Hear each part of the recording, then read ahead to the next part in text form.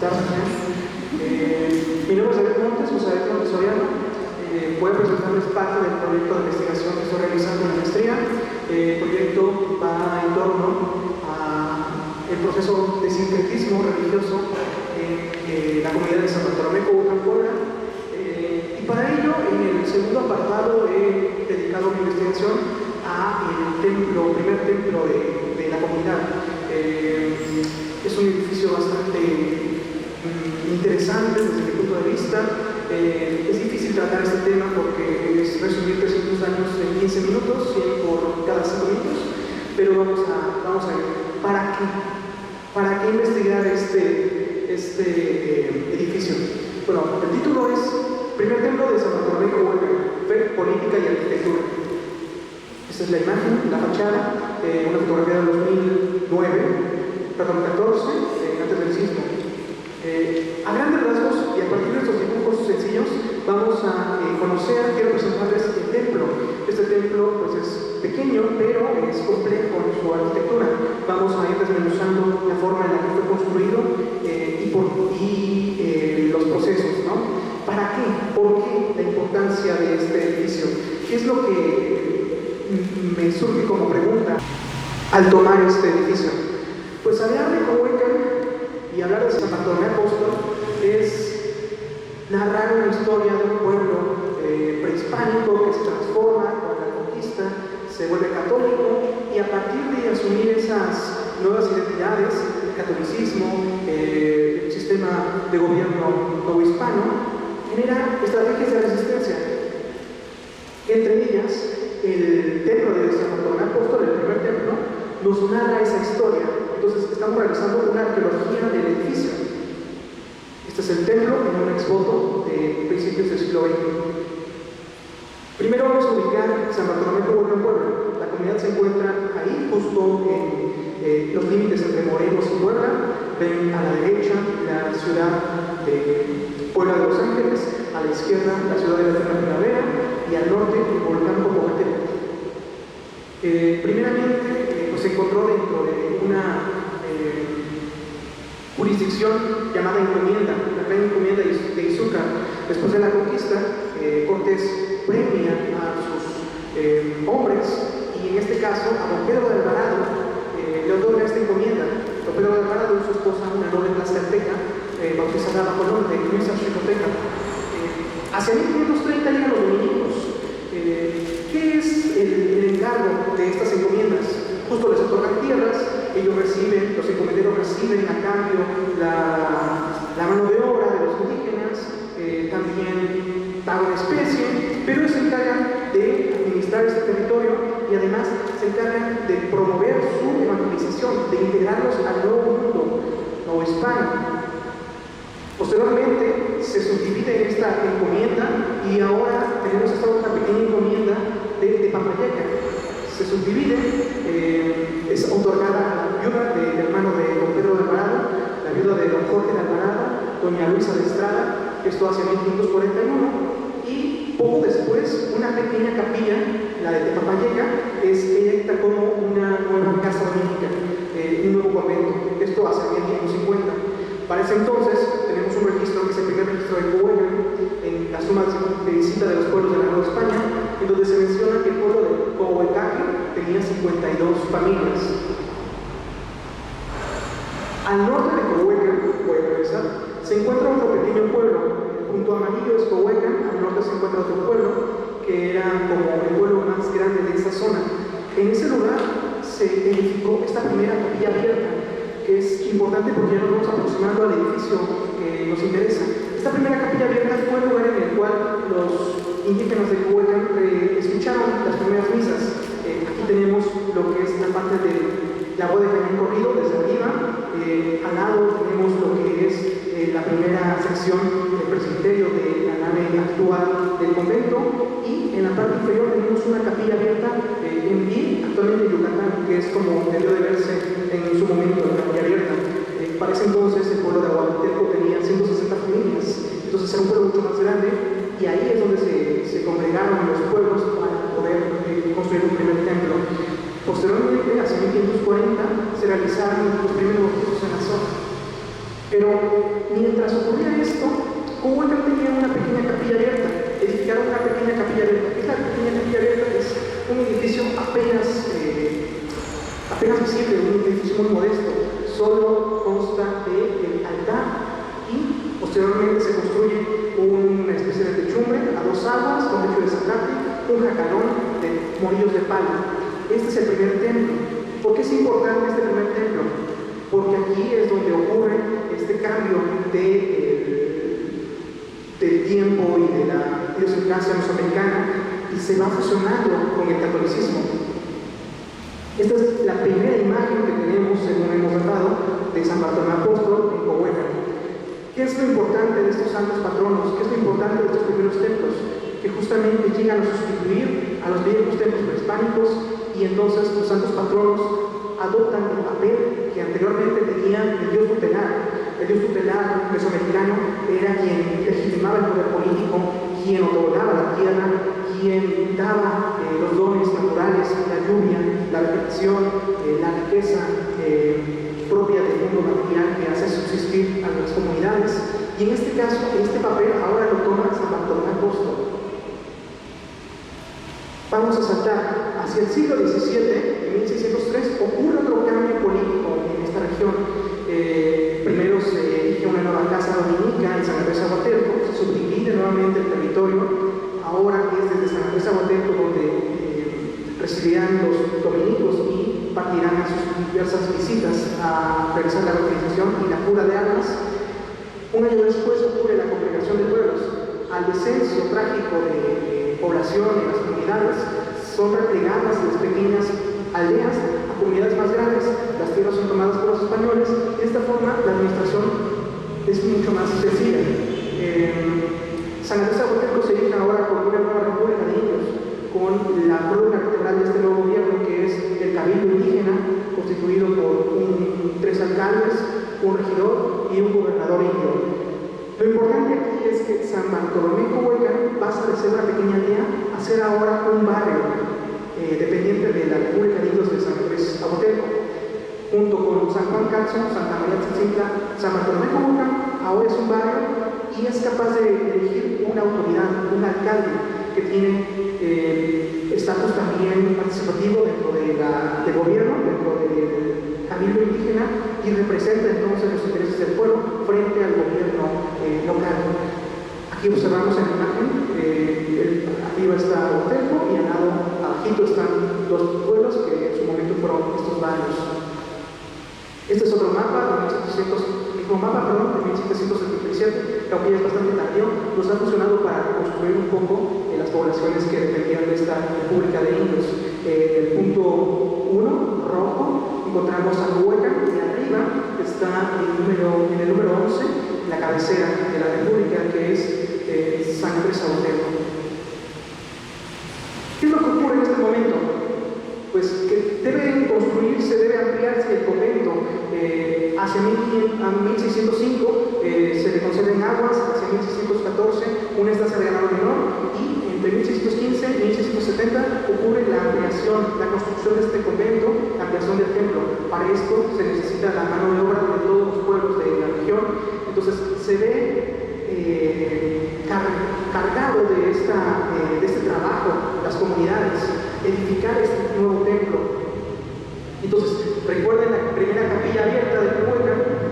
También, una vez liberado ya de esta carga de trabajo, se amplía, construyendo frente a la capilla abierta un nuevo edificio en Calicanto. Aquí observamos aún un ejemplo de un templo de la zona que aún se conserva en la capilla abierta. El resto de la nave en Calicanto adivina a la primera capilla abierta. Esta es la iglesia de Santa María Tzitzintla, uno de los barrios que permaneció igual. Vamos a apurarnos porque ya casi se nos acaba el tiempo. La tensión política, hacia principios del siglo XVII ocurren cambios muy importantes. Mediados del XVII ocurren cosas importantes. Hay una tensión en la zona. Primero, amparo. Ocurre que encontramos en el ángel un amparo para que los indios de la República no acudan a las minas de Huautla, esto a partir de que están construyendo su templo. También encontramos un amparo en contra del gobernador indio por abusos, esto en 1656. Los alcaldes de los 3 barrios acuden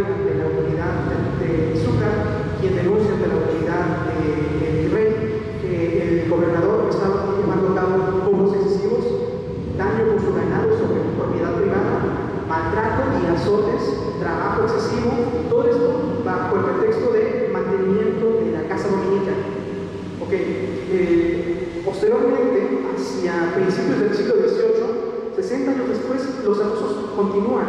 Lo que ocurre ahora es que San Bartolomé Cogollán solicita a través de 4 exalcaldes que acuden a la autoridad de Izúcar independizarse de San Andrés Aguatelco. Lo que ellos argumentan es el abuso de autoridad por parte del gobernador de Aguatelco, tener iglesia en forma con pila bautismal y todo lo necesario para el culto, que es importantísimo esto, tanto que era reglamentado dentro de las leyes estudiadas por el monarca, y tener 39 tributarios, frente a 12 tributarios que tenía otra comunidad que anteriormente ya se había separado. En el 7 de febrero de 1717, ellos acuden ante la autoridad. El 8 de marzo, Fray Jerónimo del Castillo, vicario de San Andrés Aguatelco, confirma estos abusos y este malestar regional. Y el 12 de marzo, don Baltasar de Zúñiga y Guzmán, y rey de la Nueva España, concede licencia al pueblo de Coahuilcaque para deslindarse y constituirse en una nueva república de indios. ¿Qué es lo que ocurre? La autonomía política y económica, liberación de carga tributaria de lo que imponía Aguatelco, y en consecuencia ocurre la ampliación del templo, la ornamentación del mismo edificio y la consolidación social y política. Si encontramos aquí este primer ejemplo de lo que era el templo en un estadio anterior, ubicamos en la parte de abajo el templo actualmente y en amarillo lo que corresponde al estado en el que se encontraba en ese momento. La ampliación la observamos en el otro diagrama, en rosa lo del siglo XVII, en azul la ampliación del siglo XVIII. La nave crece de 16 metros a 24,5 metros. El coro también se amplía, es algo que observaremos a continuación. Entonces, aquí vamos ya al meollo del asunto. Tenemos aquí, en un dibujo sencillo, la primera capilla abierta, simplemente palos, porillos, techo de zacate a 2 aguas. La construcción de un edificio de cal y canto frente a la capilla abierta, techo de zacate a 2 aguas para ese templo y una espadaña al frente.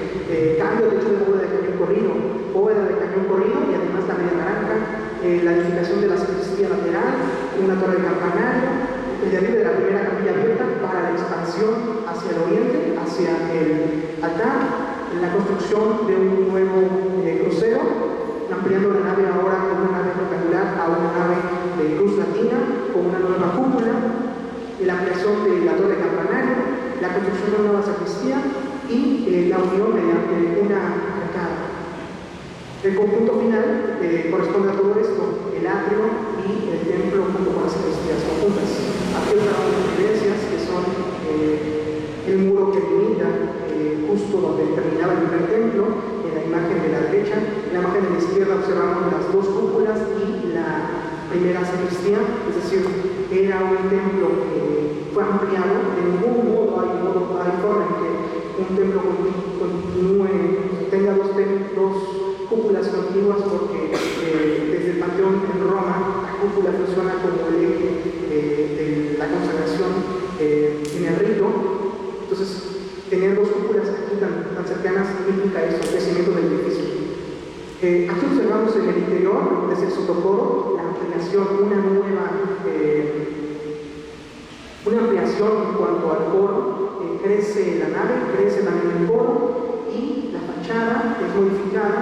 También observamos aquí un marcado estilo estípite correspondiente a la decoración interior. Es decir, yo me pregunto qué tan cruel debió haber sido abusos por parte del gobierno indígena de Aguatelco, que una vez liberado pudieron edificar este edificio casi al doble y ensalzar tanto la comunidad a partir de la decoración, retablo, estípite, baño en oro y la compra de nuevas imágenes. Entonces, finalmente tenemos aquí un diagrama bastante sencillo de lo que podría ser el crecimiento del templo, en esta que es una de las arcadas de entrada, acceso al atrio. Observamos en la parte de arriba la fecha final en donde se culminan los trabajos, que no se observa muy bien, pero dice a 29 de marzo de 1799, es decir, ahí hay constancia de este crecimiento. Y con esto concluyo.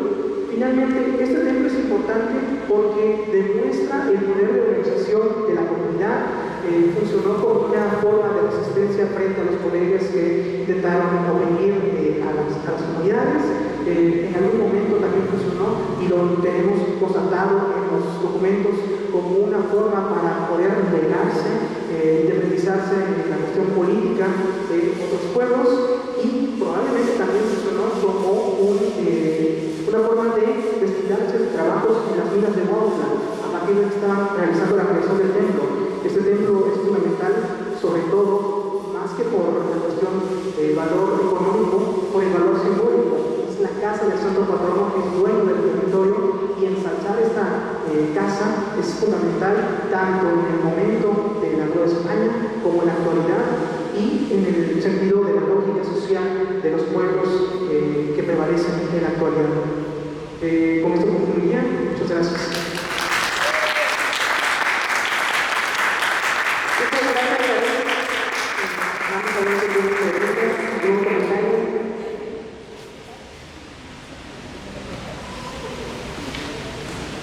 Gracias.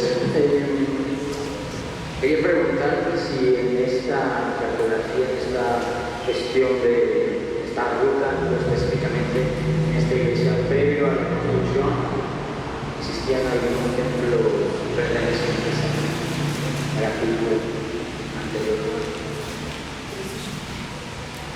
Es de suponer que muchos templos fueron edificados justo sobre los antiguos sanatorios prehispánicos.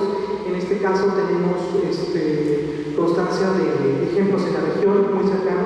Aquí aún no ha ocurrido hallazgos que tampoco se han estudiado a partir de la arqueología, pero por la elevación en la cual se encuentra el templo respecto al resto del terreno de esa zona, podría ser. Otra cosa importante también es que, sea o no que estén sobre los templos prehispánicos, es una cosa que aclaran especialistas. Gibson, Lockhart, los indígenas en aquel momento vieron este templo como una continuación directa del templo prehispánico, adoptaron como Dios y a los santos como los intercesores ante esta nueva deidad, y con entusiasmo y con gran energía participaron en la edificación de estos templos. Entonces, ya sea que se encuentre sobre el templo prehispánico o que haya sido movido la casa del pueblo, es una continuación de este templo. De acuerdo. Y este lugar es, digamos, como la población más grande cercana a lo que fueron las minas de Huautla, o hubo alguna otra población que tuviera entre comillas, es decir, ese movimiento, desarrollo, implicaciones con las minas de Huautla. No, lo que ocurría es que la corona, la Nueva España, la administración de la Nueva España, solicitaba a las comunidades su pago de tributo a partir de mano de obra. Entonces, tanto a las minas de Huautla, a las minas del Gasco, no solamente este pueblo, sino pueblos cercanos en la región, más o menos para ubicarnos. Aquí encontramos Punto Rojo, Cohueca. Abajito, muy cerca, se encuentra la comunidad de Chacalcingo, que por la zona política lo tenemos mejor, en el oriente de Morelos. Ellos también quedan constancia en la documentación que acudían a las minas de Huautla, un pueblo cercano, Cuenca, acudía también a las minas del Tasco. Ellos dicen, mandan cartas a la autoridad diciendo no podemos asistir porque estamos construyendo o ampliando nuestro templo. Entonces, más allá de ser una situación de cercanía geográfica, era parte del tributo que se debía pagar. Entonces, enviar esos, en este caso 3 indios al trabajo de las minas, más allá de la cercanía, es una responsabilidad. Quizá como ahora hacer pago de impuestos. De acuerdo. Y la otra, hubo muchas, pero ya luego platicamos fuera. Pero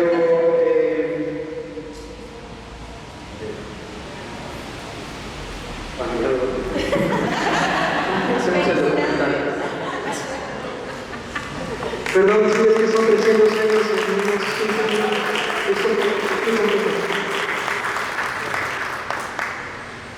¿Qué tal, David? Hola.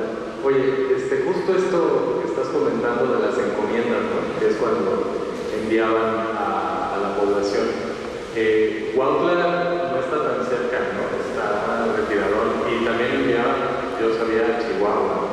Y estos amparos también iban, bueno, no los amparos como tal, sino el discurso también era que pues no todos los indios pertenecían a la misma cultura, ¿no? Creo que era un poco también por ahí, es decir, la defensa del terruño, como lo dice María Elena, la defensa del terruño es la defensa de la comunidad de la nación, y tú tienes que permanecer ahí para hacerlo crecer, ¿no? Un poco por ahí va el asunto de la encomienda y del discurso, ¿no? de los pobladores. Sí, al respecto, en este caso, en 1603 ocurre la congregación, varios pueblos. La autoridad de la Nueva España envía a personas a censar, a preguntar en qué estado se encuentran varias comunidades, preguntan la cantidad de población, el estado de la iglesia, si esta tiene una iglesia de cada encanto, el tamaño, si no era muy grande y la población tampoco era muy grande, derribar la iglesia y concentrar la población en una nueva comunidad más grande para facilitar la administración de los territorios y para apropiarse de la tierra que deja libre. Entonces, en este caso, pues obtener una iglesia, ampliarla, afianzar la presencia social, ¿no? El prestigio social mediante este edificio bendecido, funciona como una resistencia. Una cosa que también comentan estos autores, Gibson, Lockhart, es que al igual que el templo prehispánico, el templo católico, cuidar de él, edificarlo, ampliarlo, embellecerlo, funciona como una forma de tener un estatus social frente a otras comunidades. Los que eran cabecera de doctrina y mantenían el convento tenían un mayor estatus por un templo más grande y por la presencia constante ahí de los frailes, ¿no? Mientras que las otras comunidades pues trataban de una u otra forma también de ampliar su templo, de tener cierta dignidad, de agenciar su dignidad local para eventualmente desprenderse políticamente y por ende de las cargas tributarias, una autonomía económica, política y cultural.